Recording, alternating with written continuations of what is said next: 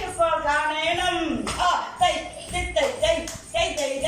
ഇസ്രയേലിൽ പോകാനായി ഇസ്മായേലി വന്നതിലെ സുന്ദരനാം യോസേഫിൻ കാണിച്ചവരോട് ചൊല്ലുമ്പോൾ 20 കാശു തന്നേച്ചാൽ തന്നേക്കാം ഈ കുട്ടിയെ കാശ് വാങ്ങി യഹൂദ വിറ്റു നമ്മളെ